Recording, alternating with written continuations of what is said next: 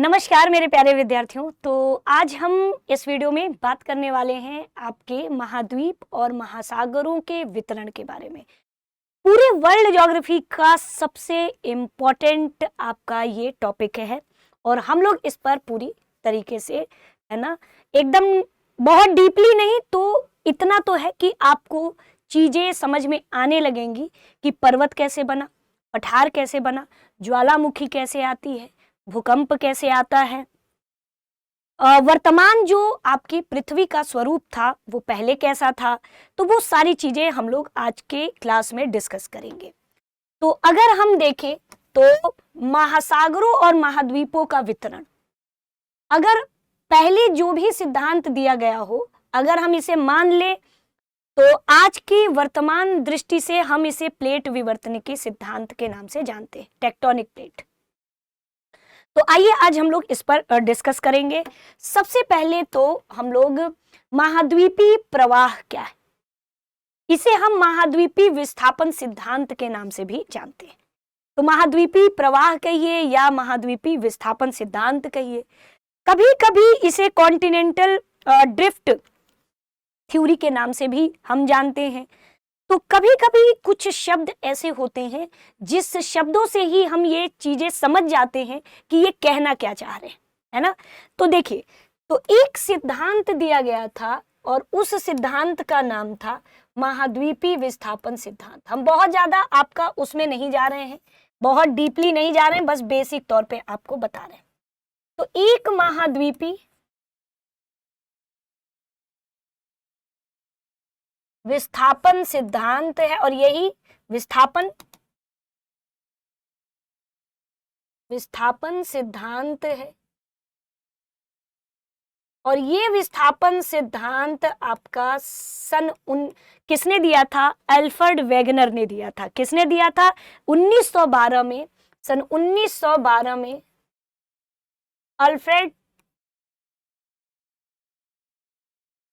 Wegener ने। और ये कई बार सवाल पूछा जाता है, मिलान करने के लिए ही पूछा जाएगा, है ना, ये ध्यान रखिएगा। तो आपके अल्फ्रेड वेगनर के द्वारा यह सिद्धांत प्रस्तावित, मतलब अल्फ्रेड वेगनर ने प्रस्तावित किया था।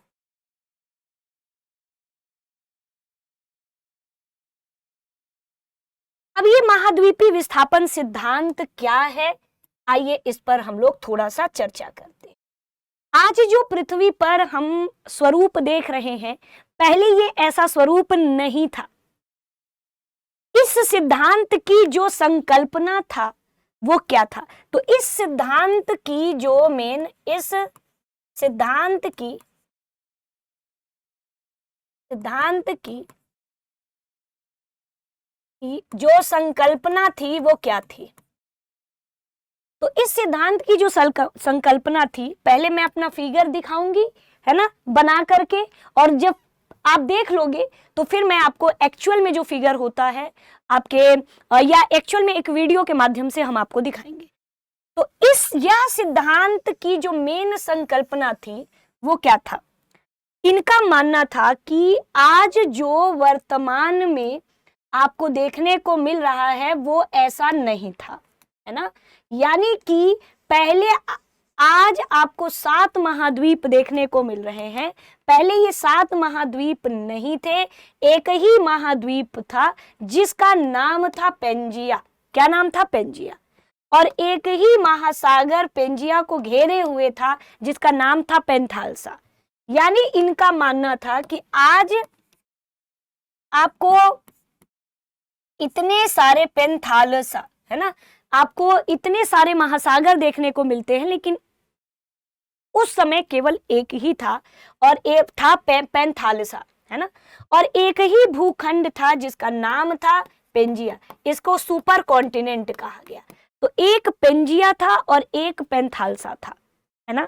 अब आपके मन में बहुत सारी जिज्ञासा कि मैम जब एक ही महाद्वीप पेंजिया था और एक ही आपका, है ना, पेंथालसा था, तो आप आज ऐसे क्यों हो गया? आज ऐसे क्यों हो गया? आज ऐसे क्यों है? तो इसके पीछे का बहुत सारे कारण हैं, है ना। वेगनर ने कुछ और बताए, समय समय पे अलग अलग वैज्ञानिकों ने जब दिया, तो अंत में सारे सिद्धांतों को जोड़ करके एक प्लेट टेक्टोनिक सिद्धांत आपको देखने को मिला। तो वो हम लोग अभी आगे इस पर डिस्कस करेंगे। तो ये पेंजिया था पेंथालसा। अब पेंजिया में विखंडन हुआ, है ना, पेंजिया में विखंडन हुआ तो ये दो भूखंडों में बटा, दो भूखंडों में बटा। एक आपका क्या था, तो ये आपका लॉरेशिया है, लॉरेशिया है, और ये आपका गोंडवाना लैंड है, गोंडवाना लैंड है ना, गोंडवाना लैंड है।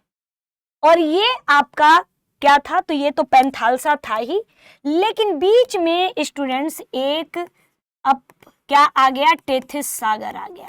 यही क्या बना, टेथिस सागर बना, ये ध्यान रखिएगा। तो दो स्थल खंडों के बीच में ये सागर का हिस्सा आया, तो ये आपका पेंथालसा तो है ही, और ये ध्यान रखिएगा बीच में टेथिस सागर आया। फिर आगे चल करके समय बीता और ये सब एक साथ नहीं हुए थे, अलग अलग कालखंडों में देखने को मिला। अब आगे देख लेते हैं। अब ये लॉरेशिया टूटा तो ये उत्तरी अमेरिका, है ना, और ये पूरा ये आपका यूरेशिया, ये आपको देखने को मिला। गोंडवाना लैंड टूटा तो ये दक्षिण अमेरिका, अफ्रीका, ये मेडागास्कर, भारतीय प्लेट, ऑस्ट्रेलिया, ये देखने को मिला। ठीक है, तो आइए अब हम एक एक करके आपको दिखाते हैं। लॉरेशिया टूटा तो उत्तरी अमेरिका, ग्रीनलैंड, पूरा यूरेशिया, ये देखने को मिला, यानी यूरोप और एशिया।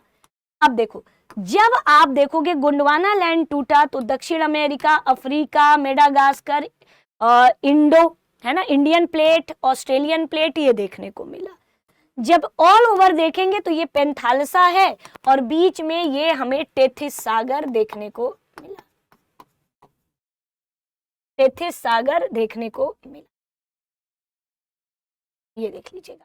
तो ये वर्तमान स्वरूप है स्टूडेंट्स, ये आज की डेट में वर्तमान स्वरूप है, और आप देखोगे तो ये आप समय के साथ धीरे धीरे चीजें बदली। ठीक है, धीरे धीरे ये चीजें आपकी बदलती। अब आपके मन में होगा कि मैम एक बार थोड़ा सा, अब ये तो हमने एक फिगर के रूप में देखा, अब देखो ये है, मान के चलिए कि ये गोंडवाना लैंड है। क्या है, ये गोंडवाना लैंड है। अब ये गोंडवाना लैंड जब विखंडित होगा तो अब देखिए, तो ये दक्षिण अमेरिका, ये अफ्रीका, ये इंडियन प्लेट, नीचे गया ऑस्ट्रेलियन प्लेट, और अंटार्कटिका तो मैं भूल ही गई, है ना, अंटार्कटिका, और इंडियन प्लेट जाके यूरेशियन प्लेट से टकराया तो क्या बना, हिमालय की उत्पत्ति हुई। क्या बनी, हिमालय की उत्पत्ति। तो इस तरीके से आज की डेट में अब देखो, ये जब हिमालय, जब ये इंडियन प्लेट जाके यूरेशियन से टकराएगा तो हिमालय की क्या होगी, उत्पत्ति होगी। तो ये सारी चीजें हैं। ठीक है, अब जैसे देखिए, तो यहाँ पे एक आपका रह गया है, और वो क्या था, तो अंटार्कटिका। तो सबसे पहले हम लोग ये जानेंगे कि किसका कौन सा भाग है। तो मान के चलो कि ये लॉरेशिया का उत्तरी अमेरिका महाद्वीप, और आपका चाइना, और ये यानी कुल मिला के यूरेशिया है ये पूरा, और ये दक्षिण अमेरिका है। तो कई बार ये सवाल आता है कि जो भारत का प्रायद्वीपीय क्षेत्र है ना, वो किसका हिस्सा है, गोंडवाना लैंड का हिस्सा है, और सबसे पुराना यही है, और ये ऑस्ट्रेलिया, और ये है अंटार्कटिका, और ये है अफ्रीका, अफ्रीका महाद्वीप। तो ये है पूरा। ठीक है, अब इसमें आगे हम देखेंगे। तो देखो इसी तरह फिर से एक बार देखो कि कैसे इंडियन प्लेट है ये पूरा, और ये जा करके सीधे यूरेशियन प्लेट से टकराएगा तो यहाँ वलन होगा, और वलन से क्या बनेगा, वलित पर्वत बनेगा। यहाँ पे आप देख लीजिए, देखो ये दक्षिण अमेरिका नीचे यहाँ पे देखिए, और ये अफ्रीका है, ये इंडियन प्लेट है, और ये ऑस्ट्रेलिया है, नीचे गया क्या है, अंटार्कटिका है। और भारतीय प्लेट निरंतर उत्तर की ओर बढ़ता चला जाएगा, बढ़ता चला जाएगा, और यूरेशियन प्लेट से जाकर के क्या हो जाएगा, टकरा जाएगा। क्लियर है। तो ये समय के साथ आपका होता रहा। और भी देख लीजिए, देखिए ये उत्तर, अब जैसे देखो ये अंटार्कटिका, ऑस्ट्रेलिया और ये अफ्रीका, सबको जोड़ोगे ना, सबको जोड़ोगे तो आप खुद देखो कि सब एक हो जाएंगे, सब एक हो जाएंगे। देख लो, सब जोड़ोगे, देखो सब एक हो जाएंगे, है ना। अब आपके मन में क्या देखने को, अब आपके मन में बहुत सारी प्रश्न उठ रहे होंगे, है ना। चलो अब इसी में हम लोग आगे बढ़ेंगे। अब आपके मन में आएगा कि मैम हमें कैसे पता चला कि महाद्वीपीय विस्थापन हुआ था। आखिर महाद्वीपीय विस्थापन के पक्ष में कुछ तो प्रमाण दिए गए होंगे।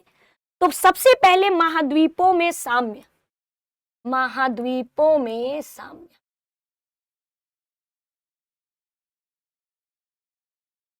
अब आपके मन में ये होगा कि मैम ये महाद्वीपों में साम्य का मतलब क्या है।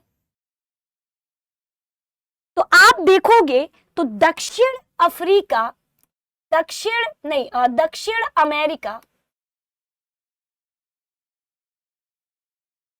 अमेरिका, आप दक्षिण अमेरिका को देखो एकदम ध्यान से, अगर आपके पास एटलस है तो एक बार देखिए। तो दक्षिण अमेरिका और अफ्रीका की, अफ्रीका की आमने सामने की, आमने सामने, आमने सामने की, आमने सामने की तटरेखा, तटरेखा अद्भुत,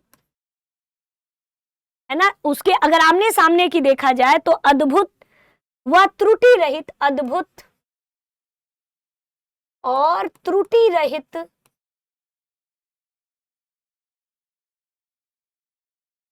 ना, आमने सामने की रेखा अद्भुत और बिना गलती के यानी त्रुटि रहित साम्य दिखाई देती है, एकदम साम्य दिखाई देती है। अब आपके मन में ये होगा मैम हमें नहीं समझ में आ रहा है। इसको एक दूसरे का मिरर इमेज कहा जाता है। जैसे अब यहां फिगर देखिए, हमने ये देखिए यहां पे हम एक सांकेतिक रूप से बना रहे हैं। ये क्या है, ये दक्षिण अमेरिका है ना, दक्षिण अमेरिका है ना। अब आप देखो, रुकिए ऐसे नहीं, यहां पे देखिए ये क्या है, ये दक्षिण अमेरिका है और यहां पे क्या है, ये अफ्रीका है।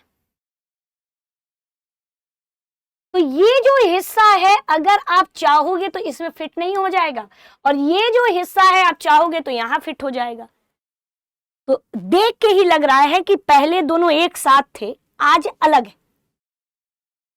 जैसे कि यदि ये कलम है, मान के चलो कि ये, अगर मैंने यहां दोनों काट दिया तो कहीं ना कहीं जब कटिंग होगी तो कहीं ना कहीं जो उसकी साम्य रेखा है अगर हम दोनों मिलाएंगे तो ये दोनों आपस में मिल जाएगी।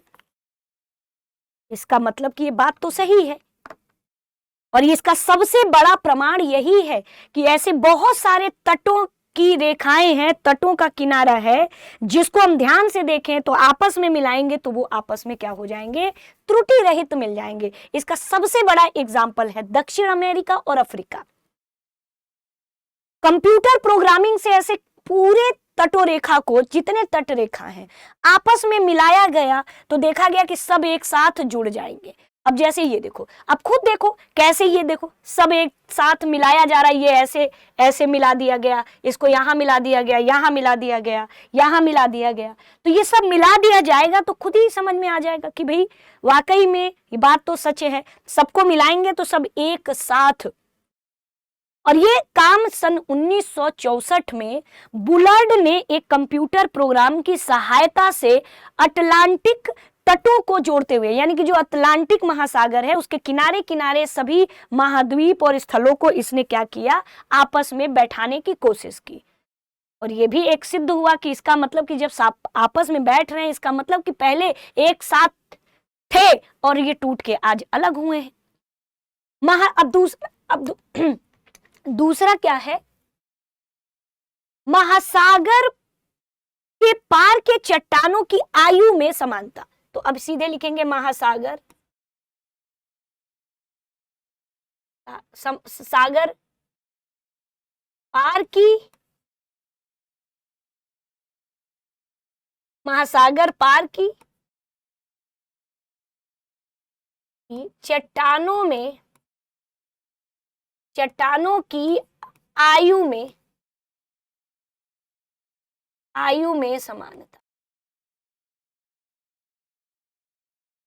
अब जैसे देखो, अब जाहिर सी बात है कि मेरा हाथ है ये, मैं दो भाग में इसको विभाजित कर दूं तो किनारे किनारे क्या होगा, दोनों की आयु सेम। जैसे मान के चलो कि कोई जुड़वा बच्चा है, अब वो जुड़वा बच्चा दोनों बिछड़ गए, लेकिन जब हम ये देखें कि भाई दोनों की शक्ल एक जैसी है, क्यों ना इसके जीन्स को मिलाया जाए, जीन्स का परीक्षण किया जाए। और जब हमने जीन्स का परीक्षण किया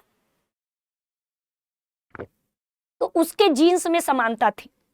अब चट्टानों में आनुवांशिक जीन्स तो हो नहीं सकते, उनकी तो हम आयु की ही गणना कर सकते हैं ना। तो हमने महासागरों के पार, यानी कि महासागर, जैसे मान के चलिए कि बीच में ये अटलांटिक महासागर, इधर हमने चट्टान, यहां जो चट्टानों की आयु, यहां चट्टानों की आयु, इसका मतलब कि दोनों की आयु सेम थी। तो ये भी इस पक्ष में प्रमाण देता है कि पहले सारे जो है महाद्वीप या सारे स्थल एक दूसरे से जुड़े हुए थे। ठीक है, और भी है, तीसरा है टिलाइट।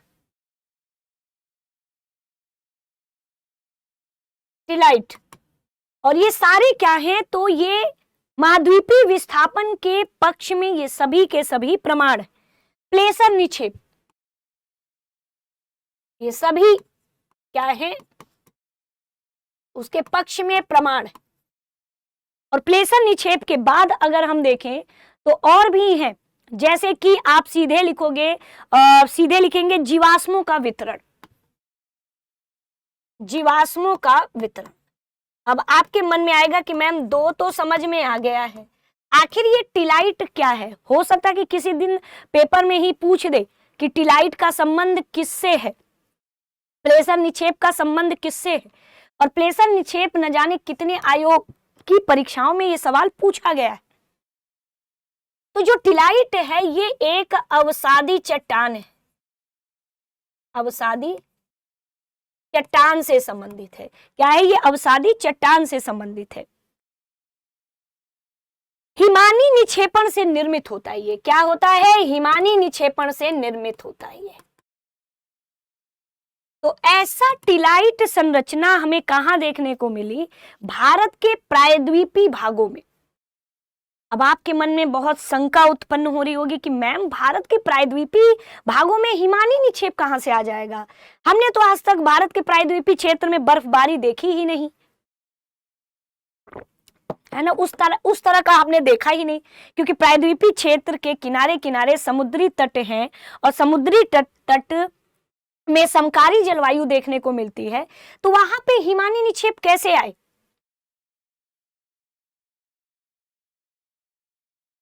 तो इसका मतलब कि आज जो भारत, प्रायद्वीपीय भारत की स्थिति है विषुवत रेखा के उत्तर में, इसका मतलब कि पहले ऐसा नहीं था। पहले भारतीय, यानी कि जो भारतीय प्लेट है वो कहीं और रही होगी और वो आज यहां पे है। तो इसका मतलब कि कहीं और, जैसे कहा जाता है, यदि आप कोरिया चले जाइए, कोरिया में अलग खान पान है, भारत में आएंगे तो आपको अलग खान पान दिखेगा। तो अब प्रायद्वीपीय पठार पहले विषुवत रेखा के दक्षिण में है ना, अफ्रीका से सटा हुआ है, लेकिन आज विषुवत रेखा के उत्तर में है। तो पहले की वहां की परिस्थिति, क्लाइमेट अलग रहा होगा, पहले वहां कोई अलग जीव रहे होंगे।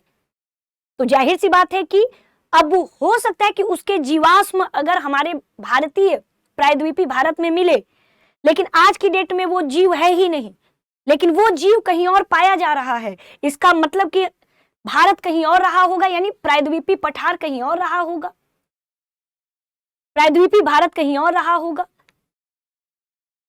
तो इसीलिए तो जब गोंडवाना श्रेणी के आधार तल पे जाओगे प्रायद्वीपीय भारत में, तो आपको ढेर सारे टिलाइट निक्षेप देखने को मिलेंगे। हालांकि टिलाइट निक्षेप आपको कहां प्रेजेंट में देखने को मिलेगा, तो मेडागास्कर में, अंटार्कटिका में देखने को मिलेगा, ऑस्ट्रेलिया में देखने को मिलेगा। तो ये भारत में कहां से आ गया, तो कहीं ना कहीं इन सभी जगह का कनेक्शन है और इन सभी जगह आपको भी पता है कि ये गोंडवाना लैंड से है। तो इसका मतलब कि ये बात सच है, ये भी एक प्रमाण है। अब प्लेसर निक्षेप क्या है बच्चों, तो देखो घाना ये है, घाना का तट ये है, घाना है मान के चलो।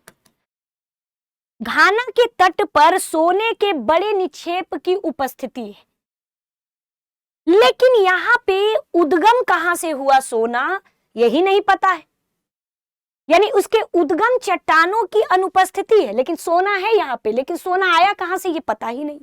यह आश्चर्यजनक बात है। जबकि ब्राजील में अगर सोना युक्त शिराएं जो हैं वो ब्राजील में देखने को मिली, तो सोना युक्त शिराएं ब्राजील में और यहां सोना, इसका मतलब कि ये दोनों पहले एक रहे होंगे और यहां से सोना युक्त शिराएं होंगी और यहां पे निक्षेप रहा होगा सोना का। तो ये भी एक प्रमाण है। ये प्लेसर निक्षेप क्या होता है कि किसी घाटी तल में, है ना, किसी घाटी तल में बहुत सारे बहुमूल्य धातु हमें देखने को मिलता है, जैसे सोना, चांदी, प्लेटिनम, है ना, ये सारी चीजें हमें देखने को मिलता है। ठीक है, अब देखिए आगे हम लोग इस पर बात करेंगे।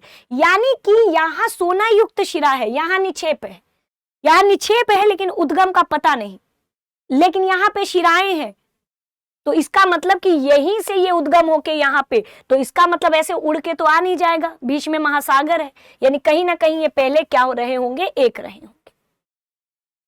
टिलाइट है, टिलाइट अंटार्कटिका में है, ऑस्ट्रेलिया में है, फॉकलैंड में है, मेडागास्कर में है। तो ये भारत के गोंडवाना, है ना, गोंडवाना श्रेणी के आधार तल में कहां से आ गया, तो इसका मतलब कि पहले एक रहे होंगे, तो ये भी एक प्रमाण है।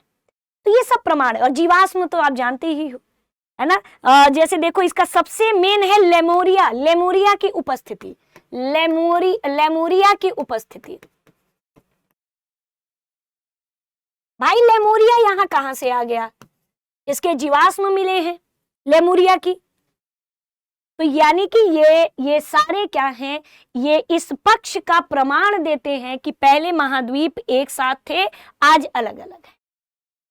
अब देखो संवहन धारा का सिद्धांत क्या है, तो इसको ऑथर होम्स ने दिया था।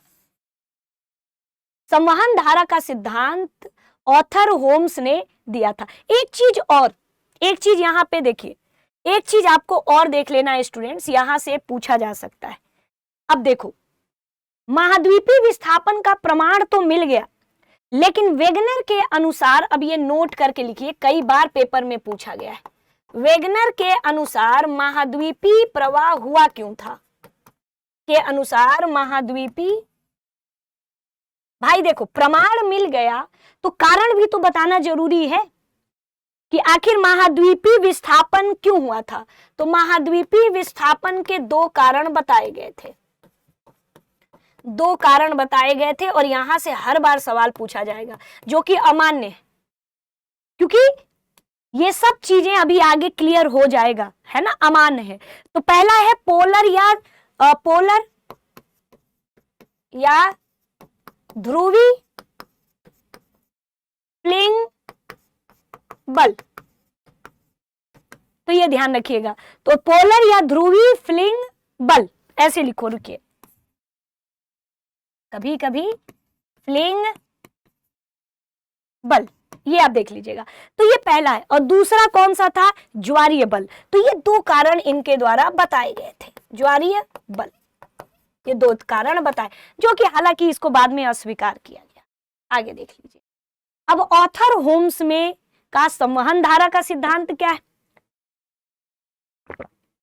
समय आगे जाता रहा, अब धीरे धीरे ऑथर होम्स आए। ऑथर होम्स ने कहा, कब कहा, 1930 के दशक में, 1930 के दशक में ये संवहन धारा बताया गया।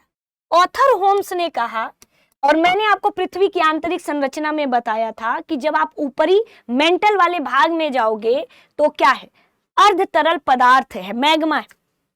उस समय ऑथर होम्स ने कहा कि जो मेंटल है, मेंटल भाग में क्या चलता है, संवहन धाराओं की प्रभाव की संभावना बताई थी। मेंटल में संवहनी धाराओं के प्रभाव की संभावना जताई गई थी। मतलब इनका मानना था कि पृथ्वी की गहराई में मेंटल भाग में अर्ध तरल पदार्थ है, मैग्मा है, और वही मैग्मा रेडियोधर्मी, ध्यान रखिएगा इसमें क्या है, ये धाराएं रेडियोधर्मी तत्वों से उत्पन्न, ये धाराएं रेडियोधर्मी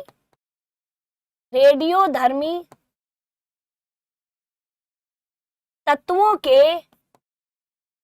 तापमान भिन्नता के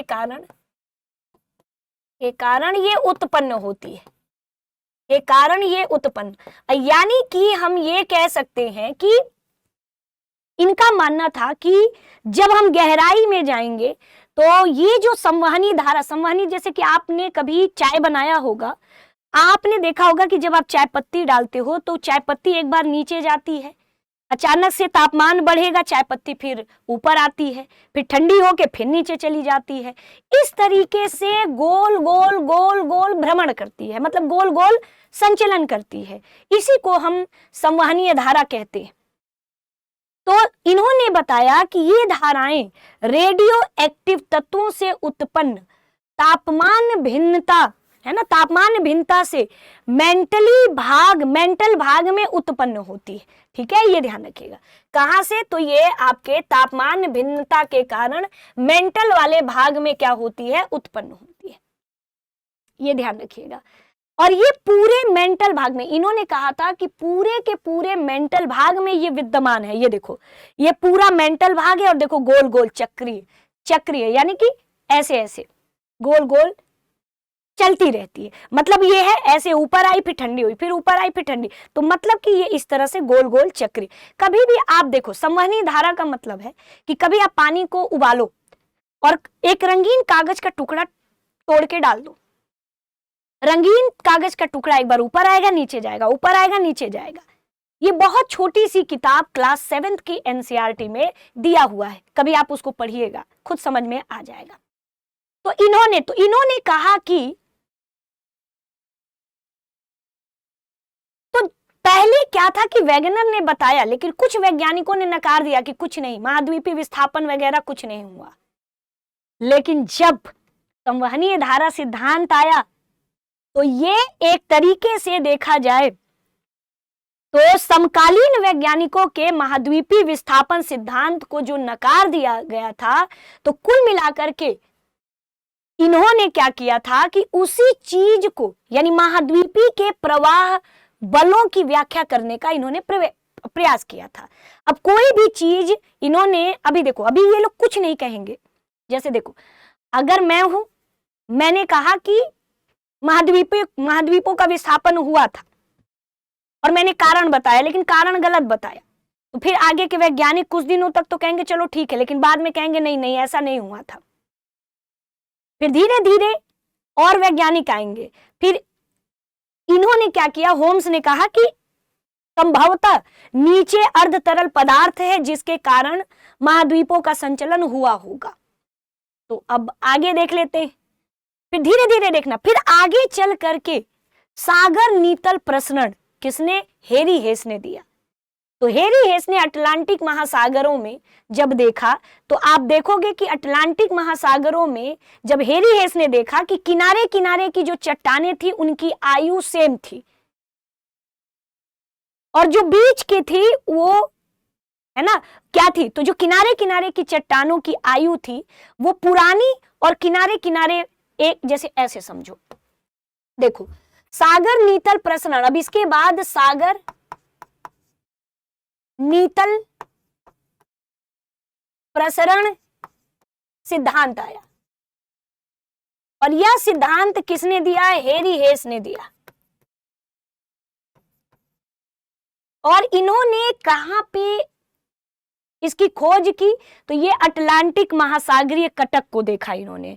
यानी इन्होंने कहा कि जैसे ऐसे समझिए, इन्होंने ये कहा कि सपोज दैट कि ये एक चट्टान है ना, ये चट्टान है, कोई चट्टान है ये, और ये मैग्मा आया, संवहनी धारा चल रही है, तो जाहिर सी बात है कि जब संवहनी धारा मतलब अंदर ही अंदर मैग्मा चल रहा है, तो यही मैग्मा आके टक्कर मारेगी।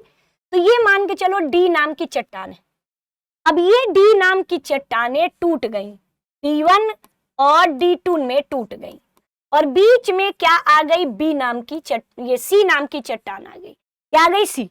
तो सी वाला नया चट्टान है, लेकिन ये पुराने पुराने हैं, ये किनारे शिफ्ट हो गए। फिर मैग्मा आया, फिर इसने इसको फिर से तोड़ा। तो अब देखो, तो D1 तो किनारे और शिफ्ट हो गया, C1 हो गया, है ना, और इधर C2 हो गया, और यहाँ पे D2 हो गया। अब बीच में क्या आ गया, बी नाम की चट्टान आ गई। तो धीरे धीरे धीरे धीरे अब देखो, फिर बी टूटेगा तो D1 और किनारे शिफ्ट हो जाएगा, C1 और किनारे शिफ्ट हो जाएगा, B1 और किनारे, और बीच में अब आ जाएगा ए। तो देख रहे हो, इस तरीके से स्टूडेंट्स, ये B2 है और ये C2 है, ये D2 है। तो इस तरीके से चट्टान लगातार क्या हो रहा है, सागर का नीतल का प्रसरण हो रहा है, यानी फैलाव हो रहा है। अगर हम आपको इमेज दिखाएं तो ये देखो, इस तरीके से देखो, होम्स ने बताया कि हमारे नीचे मेंटल वाले भाग में इस तरीके से संवहन धारा, मैग्मा आ रही है, ऐसे आ रही है, देखो संवहन धारा चल रही है। क्या चल रही है, संवहन धारा चल रही है, इस तरीके से आप देखो, है ना। अब देखो, ये होम्स ने बताया, और हेरी हेस ने सागर नीतल प्रसरण, देखो लगातार ये बीच में कटक बन रहे हैं, क्या है, महासागरीय कटक। मैग्मा आया और यहाँ आके जम गया, तो नया, और फिर ये किनारे जो पहले वाला था वो शिफ्ट हो गया। तो इधर के चट्टान की आयु और इधर के चट्टान की आयु जब हेरी हेस ने देखा तो ये सेम था। फिर इधर के चट्टान की आयु, यहाँ के चट्टान की आयु सेम था, यहाँ के चट्टान की आयु, यहाँ के चट्टान की आयु सेम था, और यहाँ की चट्टान की आयु सेम। तो इसका मतलब कि ये लगातार फैलाव हो रहा है। तो इसका मतलब कहीं ना कहीं वाकई में नीचे हलचल है, संवहनीय धारा चल रही है, और इसी से सागर के नीतल का लगातार क्या हो रहा है, प्रसरण हो रहा है। क्या हो रहा है, प्रसरण हो रहा है।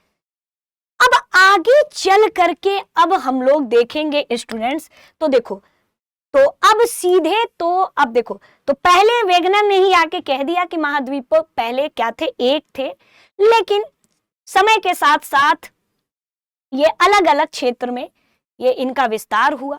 फिर आगे चल के होम्स ने कहा कि भैया नीचे मेंटल वाले भाग में ना संवहन धारा चलती है, कोई अर्ध तरल पदार्थ है, संवहन धारा चल रही है। फिर आगे तो इस चीज का प्रमाण ही बता दिया, किसने, हेरी हेस ने सागर नीतल प्रसरण दे दिया। उन्होंने कहा कि अटलांटिक महासागर के नीचे के तल में इन्होंने रिसर्च किया और देखा कि दोनों किनारे किनारे की आयु लगभग सेम थी और पुरानी थी, और बीच वाली नई थी। तो इसका मतलब कि लगातार फैलाव हो रहा है, यानी प्लेटें टूट रही हैं। लेकिन इन्होंने प्लेट टेक्टोनिक नहीं दिया, है ना। अब आगे चल करके जितने सिद्धांत थे स्टूडेंट्स, उनको जोड़ करके एक नया सिद्धांत बना दिया गया। तो प्राचीन समय में जितने सिद्धांत थे, चाहे वो होम्स के द्वारा संवहनीय धारा, और आपका हेरी हेस के द्वारा सागर नीतल प्रसरण, सभी, और वेगनर महाद्वीपीय विस्थापन, इन सभी को जब जोड़ा गया तो तब समझ में आया, तब प्लेट विवर्तनिकी आया। और सबसे सर्वमान्य और नया क्या है, प्लेट विवर्तनिकी। आज नहीं बताएंगे, कल पढ़ेंगे प्लेट विवर्तनिकी सिद्धांत। आज के लिए इतना ही, एक साथ सब पढ़ लेंगे ना तो फिर कंफ्यूजन हो जाएगा। तो मैं फिर से बता रही हूँ, शुरुआत कहाँ से हुआ, वेगनर के द्वारा। इन्होंने कहा कि सारे महाद्वीप साथ में जुड़े हुए थे, उनका विस्थापन हुआ है। आगे चल के होम्स ने बताया संवहनीय धारा का सिद्धांत। फिर हेरी हेस ने बताया कि वाकई में सागर के नीतल, यानी कि कहीं ना कहीं हलचल है, तभी किनारे किनारे की चट्टान पुरानी है, बीच में नया है, और लगातार फैलाव हो रहा है, अलग अलग आयु के हैं।